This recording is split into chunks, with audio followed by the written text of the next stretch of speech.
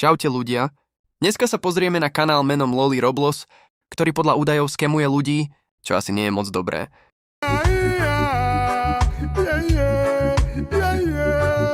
Loli Roblox je youtuber, ktorý točí Minecraft videá. Za svoju cestu nazbieral okolo 2000 odberateľov, ale je to aj hlavne kvôli shortom.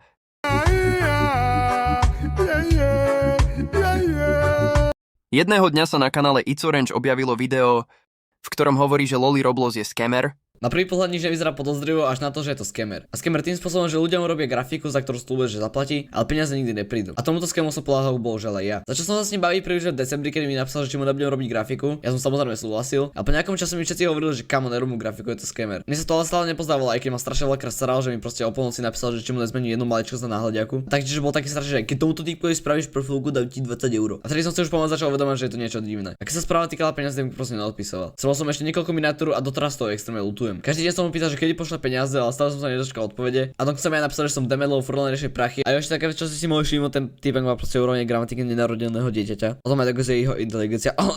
Po tomto videu vznikli 3 videá od Javovca, vlastne kde hovorí o tom, že Loli Roblox ho tiež skamol, ale bohužiaľ skamnutí neboli len 2 ľudia, ale desiatky youtuberov.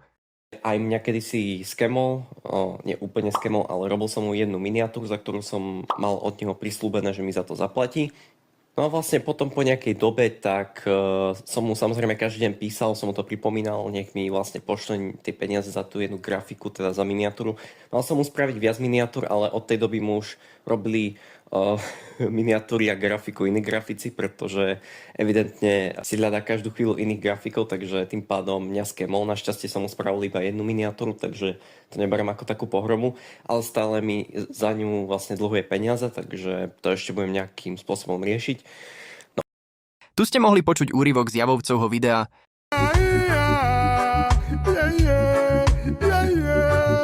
Loli Roblox. Youtuber, ktorý má 2800 odberateľov. Na prvý pohľad nič nevyzerá podozrivo až na to, že je to scammer. A scammer tým spôsobom, že... Scammer nie som, to hovorím dopredu. Scammer nie som, to hovorím dopredu. No tak prečo potom vzniklo tých XY videí akože odo mňa, akože predtým, a teraz vyšlo niekoľko videí od Orange a potom ešte vyšlo nejaké videjko od nejakej typky, čo na to zareagovala len tak randomne, nejaká proste Češka, hej, čo som videl. Úplne si nepamätám jej nickname. Keď tak niečo, tak vám teraz je videjko, screenshot hodím teraz na obrazovku, tak si ho potom môžete dohľadať ten channel. Tak kamo, nehovor mi, že si není scammer, keď evidentne scammer si, kamo, akože to mi ani si nehovor, kamo, že... proste... Celkovo to vyjadrenie bolo jebnuté, pretože tam hovoril retardované dôvody, prečo im nezaplatil, a ešte nevedel vysloviť Orange a robil sa, že ho nepozná. Ale dosť veľa grafikov mi robí, mal som asi cez tomu 10 alebo 15 grafikov, a.k.a. ktorí mi robili grafiku, ale už mi nerobia, alebo niektorým som sa pohádal, niektorým som zaplatil, som s nimi nechcel ďalej spolupracovať, takže tak. Ale nenazval by som to, že som mu o polnoci napísal, tak približne o 20, 30, 20 na dáčo, ale nie o polnoci. Taký strašný, že keď tomuto typkovi spravíš profilku, dám ti 20 €. A tedy som... Jo, to som písal. To už pomaly začal uvedomať, že je to niečo divné. A keď sa správa týkala peniazy, mi proste neodpisoval. Chcel som ešte... Ja som preto neodpisoval, ale to rovno tak poviem. Ja som preto neodpisoval, lebo ja som mal školu popri tom a ja som sa musel učiť. Tu máte príklad tých retardovaných výhovoriek, ale najviac sa mi páčila tá reakcia Javovca.